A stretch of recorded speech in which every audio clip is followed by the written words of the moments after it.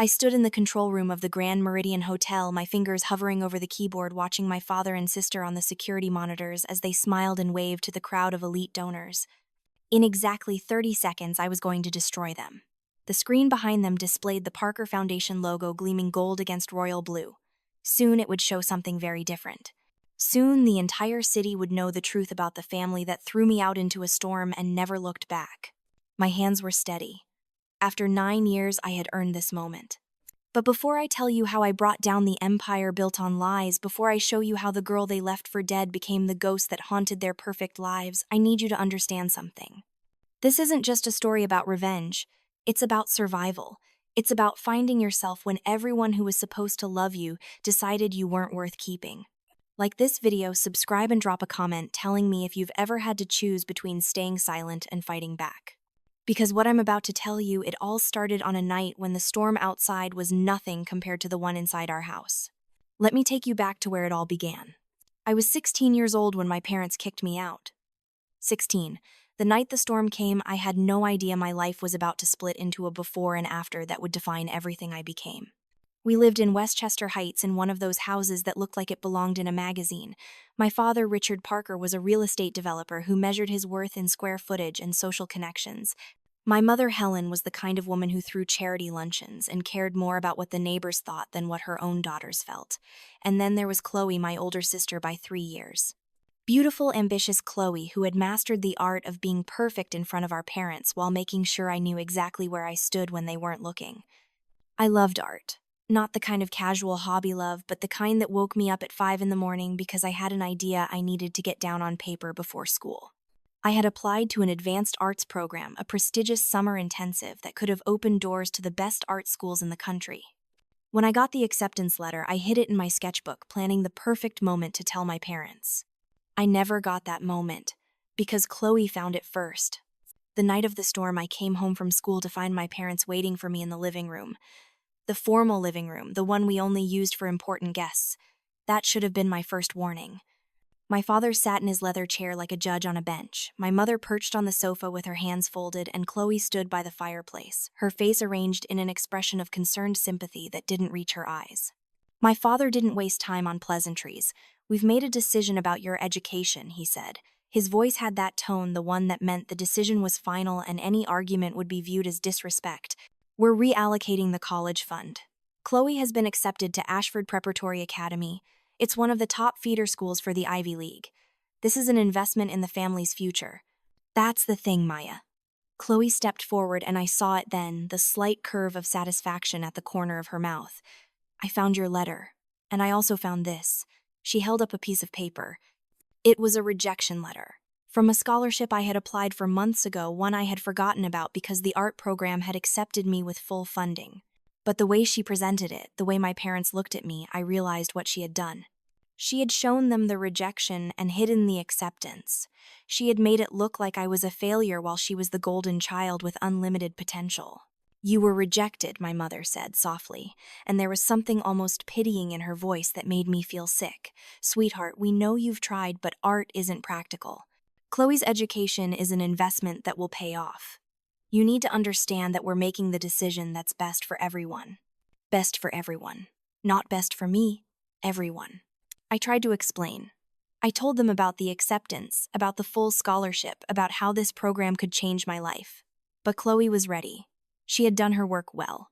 She pulled out printed emails doctored to make it look like I had been begging for reconsideration from schools that had already turned me down. She showed them bank statements of the small savings account I had been building from birthday money and odd jobs, suggesting I had been planning to run away. Every word out of my mouth sounded like a desperate lie in the face of her carefully constructed evidence. "You're being selfish," Chloe said, her voice sweet as poison. "This is about the family's future, not just your little dreams. Can't you think about anyone but yourself?" Something in me snapped.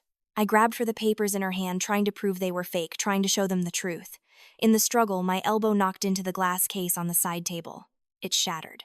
Inside had been Chloe's tennis trophy from the state championship, the one thing she actually earned herself, and it hit the marble floor and broke into pieces. The silence that followed was deafening. My father stood up slowly. His face had gone red, that dangerous color I had learned to fear when I was small. "You ungrateful little brat," he said, his voice shaking with rage. "Do you have any idea how much we've given you, how much we've sacrificed, and this is how you repay us, by destroying your sister's achievements because you're jealous?" "I wasn't," I started to say, but he was already moving toward me.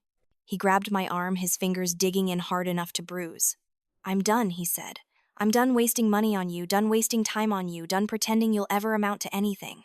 You want to be independent, you want to make your own choices. Fine, get out." The words didn't register at first. "Get out," he repeated, and he was pulling me toward the door. My mother appeared with a black garbage bag. She had already packed it. Some old clothes, a toothbrush, a jacket that was too thin for the storm that was rolling in. "This is for your own good," she said, and she actually believed it. "You'll thank us someday when you understand what real responsibility means." Chloe stood in the doorway of the living room, backlit by the warm light of our house. Our house. Not mine anymore. She was smiling. Not broadly, not obviously, but I saw it. That small, triumphant curve of her lips that said she had won. She had finally gotten rid of the sister who took attention away from her spotlight, the one who reminded our parents that perfection was a performance, not a fact. The door slammed shut behind me. The rain hit my face immediately, cold and hard. I stood there for a long moment, the garbage bag clutched in my hand, waiting for the door to open again. Waiting for my mother to come out and say she was sorry that they had overreacted, that they didn't mean it. The door stayed closed. Thunder rolled overhead. Lightning cracked across the sky. I started walking because standing still meant drowning, and I had already lost everything else. I wasn't going to lose myself, too. I spent that first night at a bus station. It was one of those old shelters with plastic seats and fluorescent lights that hummed like dying insects. I tried to sleep curled up on the bench, my garbage bag as a pillow, but every time I closed my eyes, I saw Chloe's smile. Around 2 in the morning, a man approached me. He was drunk or high or both, and when he reached for my bag, I ran. I ran through streets I barely recognized, through neighborhoods that got worse, the farther I went from the carefully manicured lawns of Westchester Heights. I ran until my lungs burned and my legs gave out, and I found myself in front of a diner with a neon sign that said Sal's open 24/7. The warmth hit me the moment I pushed through the door. It smelled like coffee and grease and safety. There was one man inside, an older guy with gray hair and a face full of lines, wiping down tables. He looked up when I entered, and I saw him take in my soaked clothes, my garbage bag, the bruise forming on my arm where my father had grabbed me. "You gonna order something?" he asked. His voice was rough, not friendly, but not unkind either. "I don't have any money," I admitted. My voice cracked on the last word. He stared at me for a long moment. Then he sighed, the kind of sigh that said he had seen too much of the world's ugliness to be surprised by one more kid with nowhere to go. "Sit down," he said. "I'll get you something to eat." His name was Sal, and he saved my life that night. Not in the dramatic way people talk about in movies, but in the quiet way that actually matters. He made me a plate of eggs and toast and bacon. He let me sit in the corner booth until the sun came up. He didn't ask questions. He didn't call the police or child services or anyone who might send me back to the house where I wasn't wanted. When the morning shift came in, he asked me if I had a place to stay. I shook my head. He gave me an address, a boarding house a few blocks away that rented rooms by the week. He told me the owner owed him a favor and would give me a week to figure things out, and then he asked if I wanted a job washing dishes. Under the table, cash at the end of every shift. I took it. Of course I took it. What choice did I have? That first week turned into a month, then 2, then 6. I worked at Sal's during the evening and night shifts, washing dishes and bussing tables and learning how to make coffee strong enough to keep the truckers coming back. During the day, I studied for my GED. I had grabbed my backpack on my way out the door that night, some instinct making me take the one thing that was completely mine, and inside were my notebooks and the acceptance letter Chloe thought she had destroyed. I had hidden a copy in my algebra textbook. I looked at that letter every night. It was dated. The program would start in 6 weeks, and there was no way I could make it. No way to get there, no way to afford it, even with the scholarship, no way to be the person who deserved that opportunity when I was sleeping in a room with water stains on the ceiling and working 12-hour shifts just to afford ramen. Noodles. I let that dream die. It hurt worse than anything my family had done to me because this I did to myself. I made the choice to let it go because survival mattered more than dreams, and I hated myself for it. But I didn't let art go completely. I couldn't.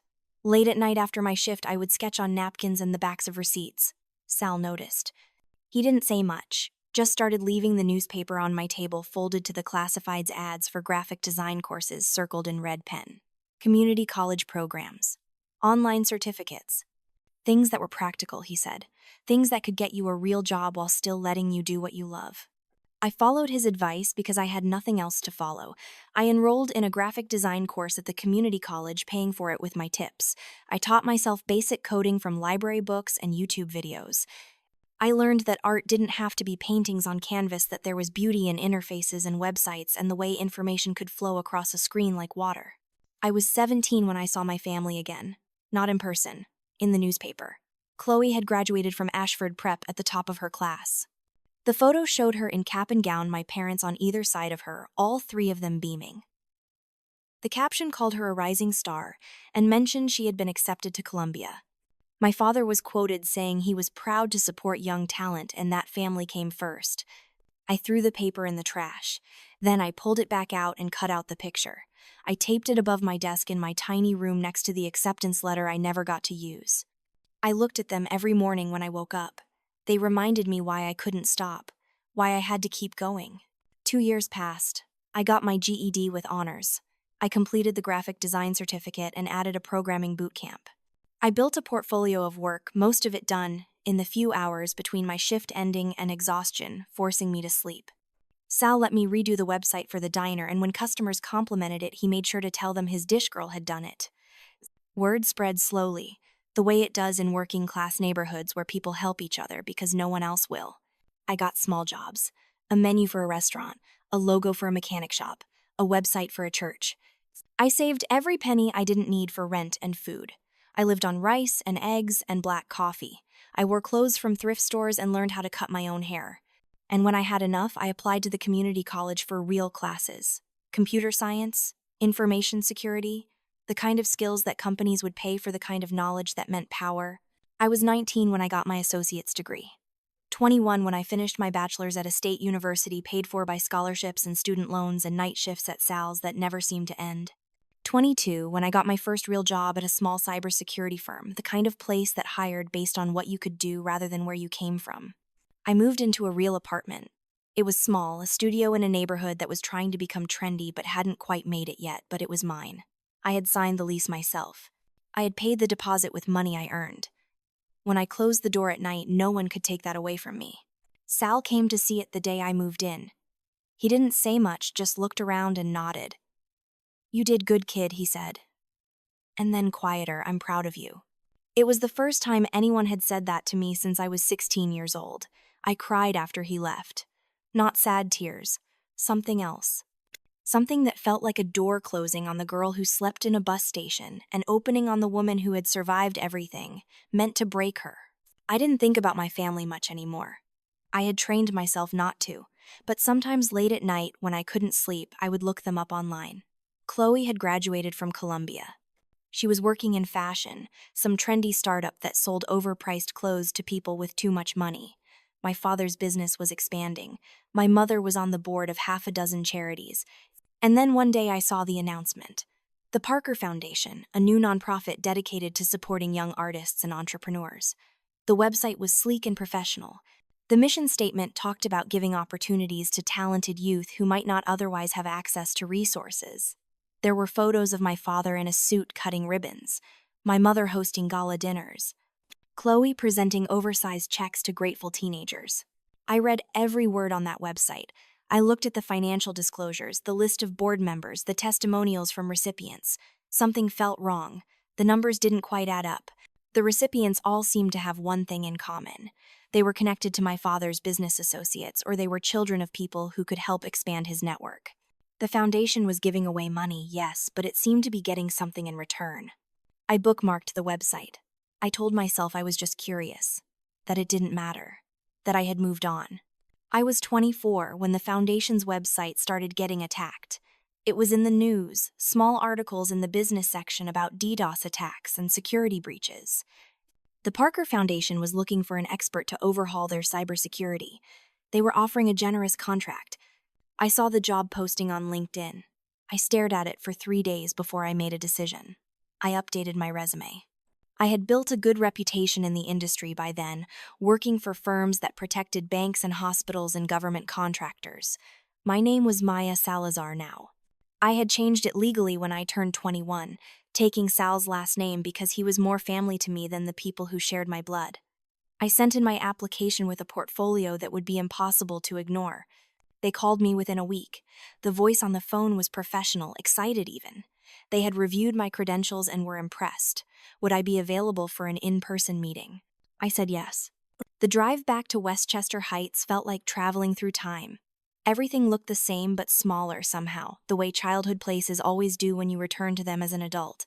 The houses that had seemed like mansions were just houses. The streets that had felt like the entire world were just a few blocks of suburban sprawl. I parked in front of my parents' house. They had renovated since I left. New windows, new landscaping, a fountain in the front yard that seemed designed to prove they had more money than taste. I sat in my car for a full 10 minutes, hands on the steering wheel, breathing slowly. I had prepared for this. I had practiced what I would say, how I would act, who I would be when I walked through that door. I would be Maya Salazar, cybersecurity expert, professional, competent, someone who was here to do a job, nothing more. I rang the doorbell. My mother answered. She looked older, more lines around her eyes and mouth, but still carefully maintained in that way wealthy women manage. She looked at me blankly for a moment, then her eyes widened slightly. Maya, she said, and there was something in her voice I couldn't quite identify. Surprise, discomfort. She recovered quickly, her social mask sliding back into place. Oh my goodness, look at you. You've done well for yourself, haven't you? Found a real career finally. The words hit exactly as she meant them to. Not a welcome, not an apology, a judgment, an assessment of whether I had finally become worthy of her attention. I smiled politely.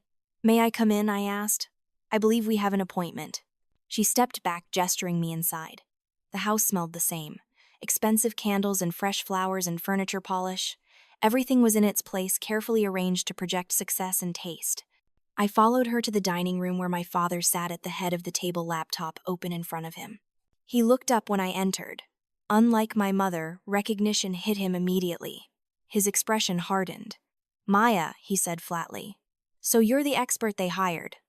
I'm the best they could hire, I replied. I understand you've been having security issues with your foundation's website. Chloe walked in, then carrying a tablet and wearing a designer dress that probably cost more than my first car. She stopped when she saw me. For just a second, I saw something flicker across her face. Not quite fear. More like the discomfort of being reminded that the problem you thought you had buried was still breathing. Maya, she said, recovering with the same social grace as our mother. What a surprise. I didn't realize you were the consultant we hired. Her smile was perfect and poisonous. I'm so glad to see you found something you're good at. Technology suits you so much better than art ever did. I returned her smile with one equally empty. Thank you, Chloe. I've been following your career as well. The fashion line the foundation is funding seems to be doing well. It's about supporting young entrepreneurs, she said smoothly. Giving back to the community. I'm sure you understand the importance of that kind of work. The meeting itself was professional. They showed me their systems, explained the attacks they had been experiencing, outlined what they needed.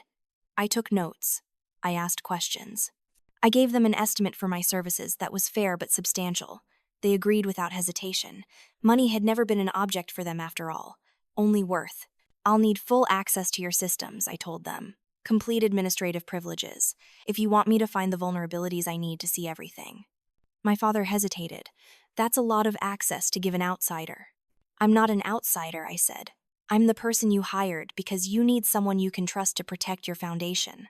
Unless you'd prefer to keep dealing with these attacks on your own. He agreed.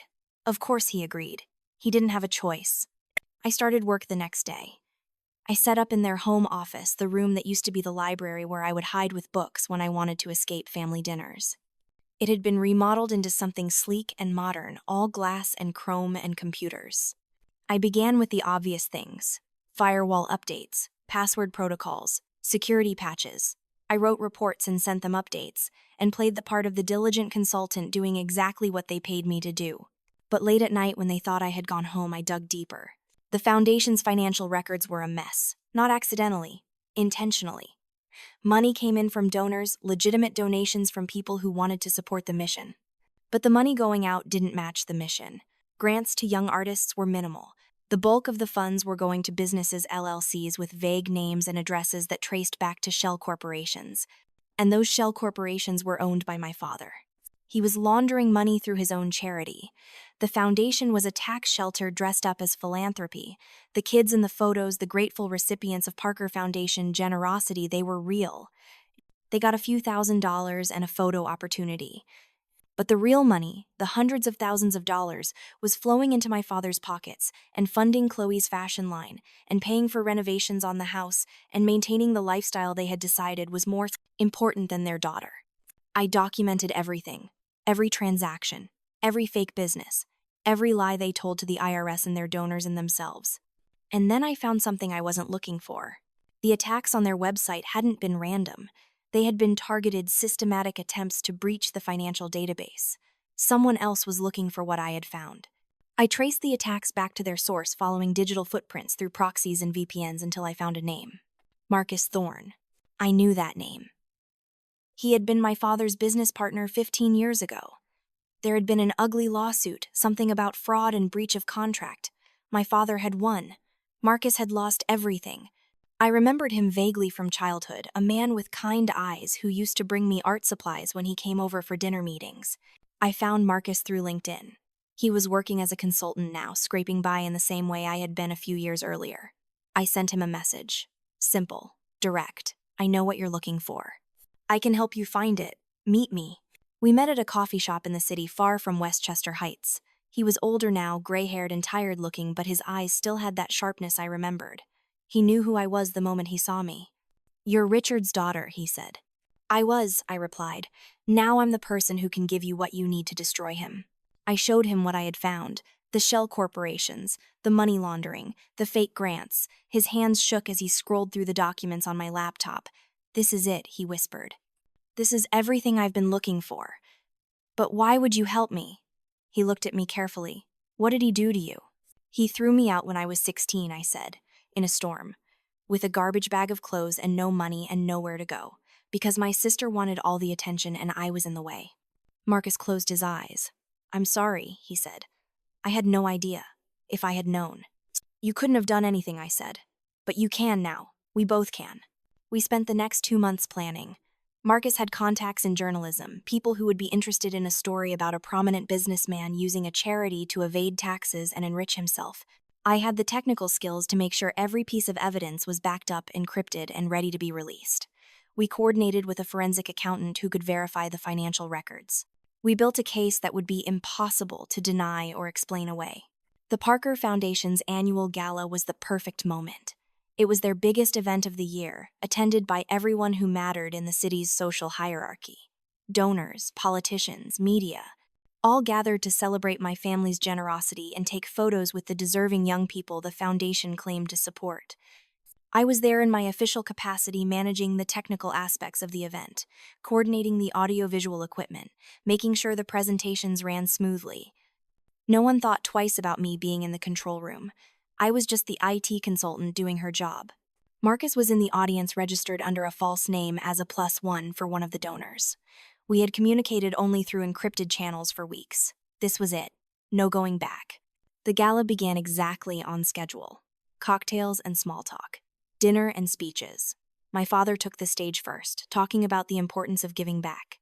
About how the foundation represented his family's commitment to making the world better for the next generation. The audience applauded. Cameras flashed. Then Chloe joined him. She talked about her fashion line, about how the foundation's support had allowed her to create employment opportunities for young designers.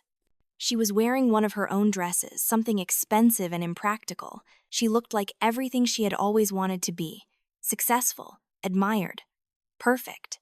I waited until they were both on stage, until every camera in the room was focused on them, until my father began his closing remarks about transparency and accountability and how the Parker Foundation had nothing to hide. Then I pressed enter. The screen behind them went black. For a moment, there was confused murmuring in the audience. Then the images started appearing. Bank statements, email exchanges, corporate filings. Everything laid out in clear, undeniable detail. The fake businesses, the money trails, the tax evasion. All of it projected 20 feet high behind my father and sister as they stood frozen on stage. The audio came next. I had found recordings in my father's email voice memos he had sent to his accountant discussing how to hide income from the IRS. His own voice filled the ballroom talking about using the foundation as a tax shelter, laughing about how easy it was to fool people with a good mission statement and some photos of grateful kids. The room erupted, not in applause, in shock, confusion, anger. Reporters jumped up, cameras clicking furiously. Donors started shouting questions. Marcus stood up from his seat. His voice cut through the chaos. "Richard Parker is a fraud," he announced. "He has been using this foundation to launder money and evade taxes while claiming to help young people. I'm Marcus Thorne. He destroyed my business 15 years ago through fraud and lies. And now finally everyone can see who he really is." Security tried to restore order. My father grabbed the microphone, attempting to explain, to deny, to spin the narrative. But there was too much evidence, too many documents, too many people recording everything on their phones. The truth was out, spreading through the room and onto social media before he could even finish a sentence. I stayed in the control room. I watched through the monitors as my carefully constructed revenge unfolded exactly as planned, my father's face red with rage, my mother clutching Chloe's arm, both of them pale and shaking, the guests filing out their expressions ranging from shock to satisfaction at witnessing such a spectacular fall from grace. I waited until the ballroom was almost empty. Then I walked out through the service entrance. No one stopped me. No one even noticed. I was invisible again, but this time by choice. The news broke everywhere within hours. The IRS announced an investigation. The state attorney general opened a criminal case. Donors sued to recover their contributions. Chloe's fashion line was dropped by every retailer that carried it. The Parker Foundation was shut down pending a full audit. My father was arrested within a week. Fraud, tax evasion, money laundering, the charges kept piling up. The house was seized as part of the asset forfeiture. My mother and Chloe moved into a small apartment in a neighborhood they would have sneered at a month earlier. I waited a month before I went to see Chloe. I wanted her to have time to understand what her life had become, to feel what I had felt when everything was taken away. The apartment was in a building with peeling paint and a broken elevator. I climbed 4 flights of stairs and knocked on number 4B. Chloe answered. She looked terrible. No makeup. Hair unwashed. Wearing sweatpants and a stained t-shirt. She stared at me. Then she started crying. "Maya, I'm so sorry," she said. "Please. I didn't know it would go this far. I didn't know Dad was doing all that. Please, you have to help us. You're the only one who can fix this." I stepped inside. The apartment was tiny, smaller than the room I had rented when I was 17. There was barely any furniture. The kind of place you live when you have no choice, when survival is all you can afford. I looked at her carefully. "Do you remember the night Dad threw me out?" I asked. She hesitated, then nodded. "Do you remember what you did?" "Maya, I was young. I made mistakes. I'm sorry." "You destroyed my acceptance letter," I said. "You showed them a rejection and hid the acceptance. You manufactured evidence to make me look like a failure. You smiled when they threw me out into a storm because it meant all the attention would finally be yours." "I was jealous," she whispered. "I was wrong. I know that now. Please." I pulled an envelope from my bag. Inside was a check, enough to cover 3 months of rent and groceries. Nothing more. "I'm not doing this for you," I said. "I'm doing this because I'm not you. Because I don't want to be the kind of person who leaves someone with nothing." I put the check on the table. "But don't ask me for anything else," I continued. "Don't call me. Don't look for me. You get 3 months to figure out how to survive on your own, which is 3 months more than you gave me. After that, your life is your responsibility." She reached for me. I stepped back. "Forgiveness isn't something you can buy, Chloe. And it's not something I owe you. You chose who you wanted to be. Now live with it." I left. I didn't look back. I never visited my father in prison, but I did send him something. A postcard. On the front was a picture of Sal's Diner, the place that had saved me when my own family wouldn't. On the back I wrote 4 words. "The debt is paid." I thought that would be the end of it. That revenge would feel satisfying, complete, like closing a book on the worst chapter of my life. But it didn't. It felt empty, hollowing. Like I had spent so much energy on making them hurt that I had forgotten to build something that mattered. Marcus helped me understand. We had coffee a few weeks after the gala, sitting in the same shop where we had planned everything. He looked lighter, somehow less burdened. "It's done," he said. "I got my justice." But you know what I realized? Destroying him didn't give me back what I lost. It just proved I was stronger than the worst thing he did to me. I thought about that for a long time. About what I was stronger than. About what I had survived. About the girl in the bus station and the woman sitting in a coffee shop with enough money in the bank to never worry about rent again. The Parker Foundation's assets were frozen, but not all of them. Some of the donations had been legitimate. Money from people who really did want to help young artists and entrepreneurs. That money was in a legal gray area, tied up in probate and investigations. I hired a lawyer. I presented documentation showing that the foundation had been operating fraudulently and that the legitimate donations should be returned to the donors or redirected to an actual charitable purpose. It took 6 months of legal battles, but eventually I won. Nearly $500,000 was released from the frozen accounts. I used it to create something new. The Salazar Foundation launched quietly. No gala, no press releases, just a simple website and a mission statement. We provide scholarships and resources to young people from difficult circumstances who want to pursue careers in art and technology. No connections required. No social status needed. Just talent and determination. Sal cried when I told him I was naming it after him. I've never done anything worth naming something after, he protested.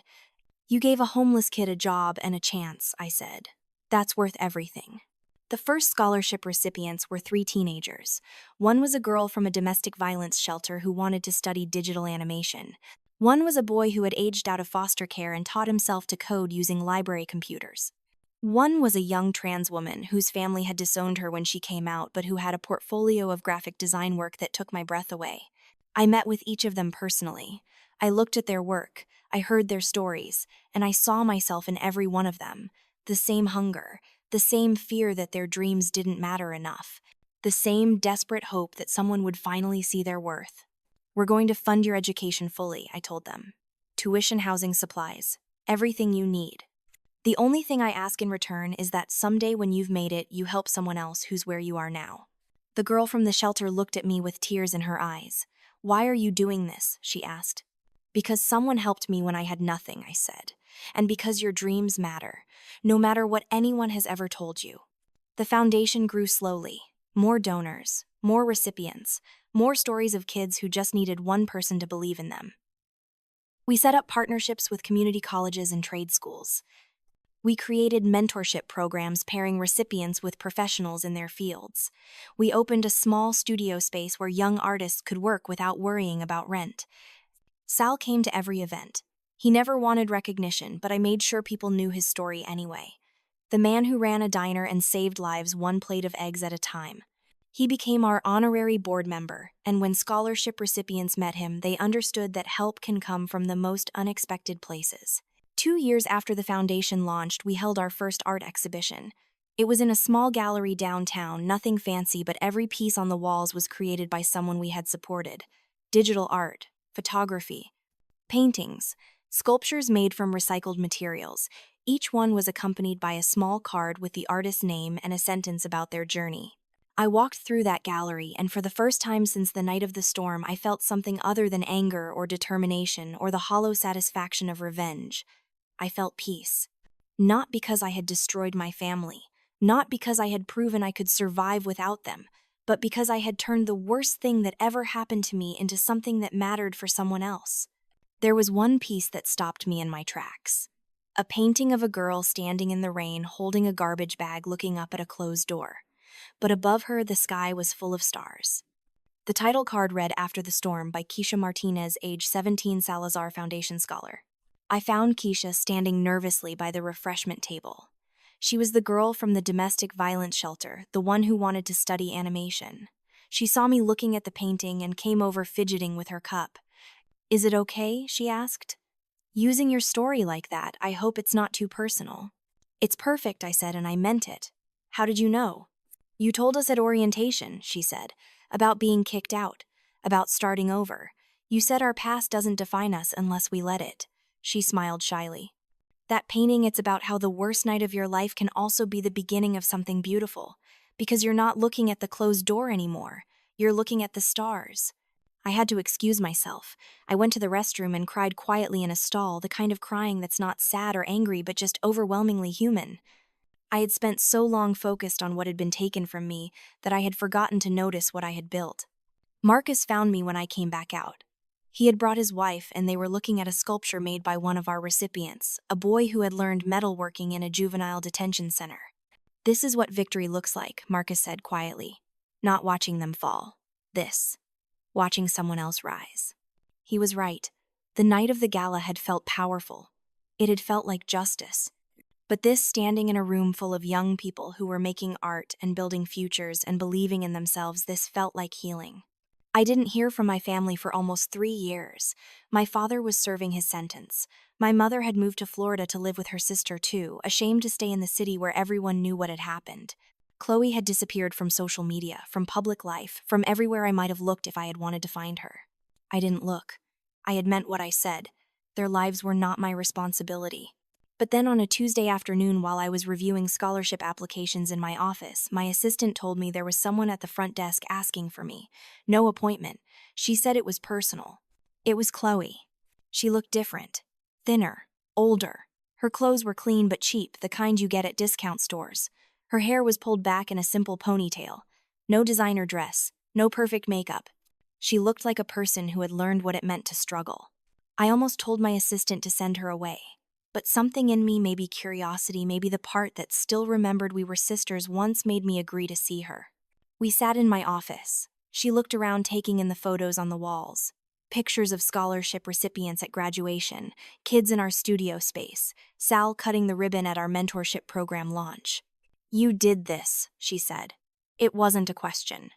"I built something that matters," I replied. "What do you want, Chloe?" She took a breath. "I've been in therapy," she said. "A lot of therapy. I've been working on understanding why I did what I did, why I hurt you." She looked down at her hands. "I was so desperate for their approval, for their attention. You were good at things without trying, and I had to work so hard just to be noticed. I thought if I could get rid of you, I could finally be enough for them." "And were you?" I asked. "No," she whispered. "I was never enough. Even when you were gone, even when everything was about me, it was never enough. Because the problem wasn't you. It was them. And it was me." She pulled out a notebook, old, worn at the edges. "I've been writing," she said. "About everything. About what I did. About what I've learned. My therapist said I needed to take accountability, not just to you, but to myself." She handed me the notebook. "I'm not asking you to forgive me. I know I don't deserve that. But I wanted you to know that I see it now. What I took from you. What I did." I didn't take the notebook right away. "Why are you really here?" I asked. "Because I saw an article about your foundation," she said, "about a girl who got a scholarship to study fashion design, and I realized that you're giving people the chance that I stole from you. That you turned everything I did to hurt you into something that helps people. And I needed you to know that I see that I'm sorry, that I understand now what family should have meant." We sat in silence for a long moment. Part of me wanted to tell her to leave, to say that her apology came too late, that understanding didn't undo the years of pain. But another part of me remembered what Sal had told me once, when I was angry at a customer who had been rude. "Carrying anger is like drinking poison and expecting the other person to die," he had said. "Sometimes you forgive people not because they deserve it, but because you deserve peace." "I'm glad you're in therapy," I said finally. "I'm glad you're doing the work to understand yourself. But I need you to understand something too. I forgive you. Not because what you did was okay. Not because we're going to be sisters again or have some kind of relationship, but because I don't want to carry this anymore." She nodded, tears streaming down her face. "But forgiveness doesn't mean I trust you," I continued. "It doesn't mean you get access to my life. You made your choices. You have to live with the consequences. I'm not here to make that easier for you." "I understand," she said. "I hope you find whatever you're looking for," I said. "I really do. But find it somewhere else." She left. I sat at my desk for a long time after she was gone, holding the notebook she had left behind. Eventually I opened it. Page after page of her handwriting, detailing every cruel thing she had done, every lie she had told, every moment she had chosen herself over me. And at the end, a list. Things I want to make right, ways I can do better. People I need to apologize to. My name was at the top of the list. I put the notebook in my desk drawer. Maybe someday I would read it all. Maybe I wouldn't. But knowing it existed, knowing she had done the work of facing what she had done, it meant something. Not everything, but something. 5 years after that night in the storm, I stood in the grand ballroom of the Meridian Hotel, the same room where I had destroyed my family. But this time it was filled with scholarship recipients, donors, mentors, and families celebrating our annual awards ceremony. Sal was sitting in the front row, beaming with pride. Marcus was there with his wife, both of them sponsors of a new program for formerly incarcerated youth.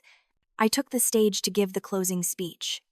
I looked out at all those faces, all those stories of resilience and survival and determination, and I thought about the girl I had been. 16 years old, standing in the rain with a garbage bag, thinking her life was over. I want to tell you something I said to the room. When I was 16, my family decided I wasn't worth investing in. They chose status over love, appearance over substance, and they threw me away like I was nothing. And for a long time, I believed them. I thought maybe I really was worthless. Maybe my dreams didn't matter. Maybe I deserved to be abandoned. The room was silent. But I was wrong, I continued. And they were wrong, because worth isn't something someone else gets to decide for you.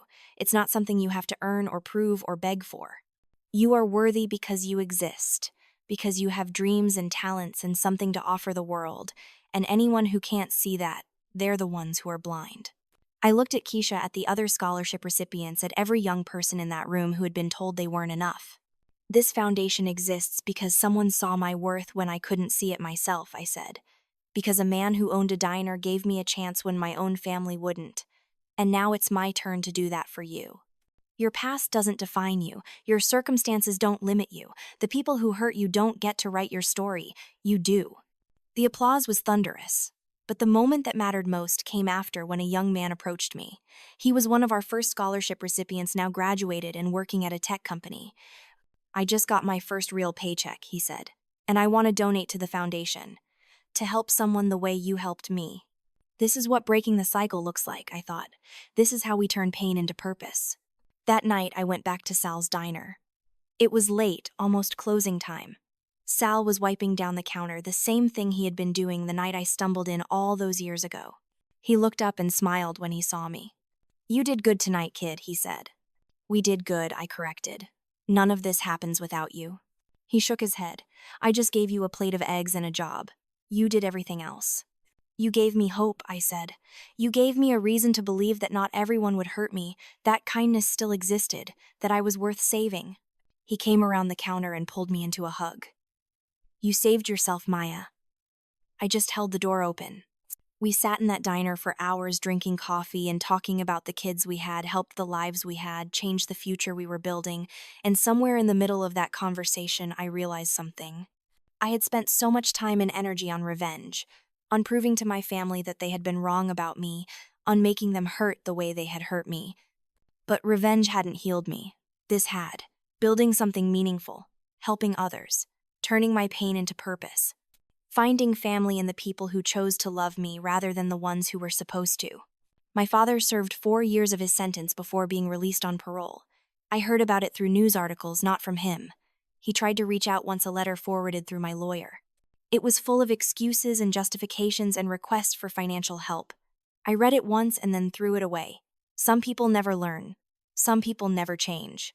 And I didn't need him to acknowledge what he had done for me to be free of it. My mother stayed in Florida. We never spoke. I thought about reaching out sometimes when I was feeling generous or forgiving or curious, but I always decided against it.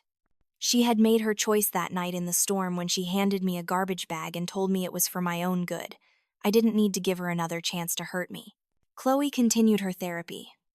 I know this because she started a blog about recovering from narcissistic family systems and learning to take accountability for harm you've caused.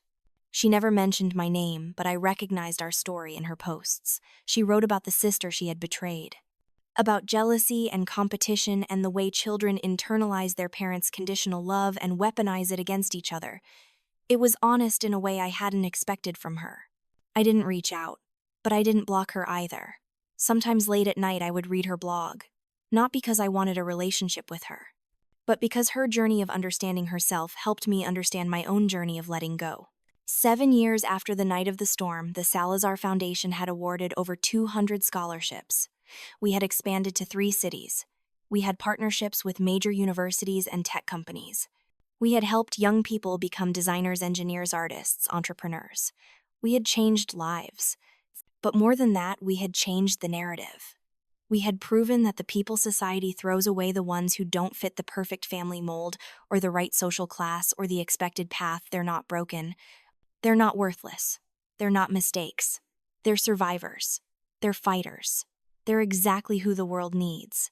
I stood in our new studio space on the anniversary of that storm, looking at the work hanging on the walls, a painting of stars above a rainstorm, a sculpture made from broken glass reformed into something beautiful, a photograph of a diner at night, neon sign glowing like a beacon. Each piece told a story of transformation, of taking what was meant to destroy you and using it to create something that matters. Sal found me there. He was older now, moving slower, but his eyes were still sharp. "Thinking about where you started," he asked. "Thinking about where we are," I said. "All of us. Everyone we've helped. All the kids who won't have to sleep in bus stations or wonder if they matter. We did that." "You did that," he said. "I just opened the door." "No," I said, turning to face him. "We did that.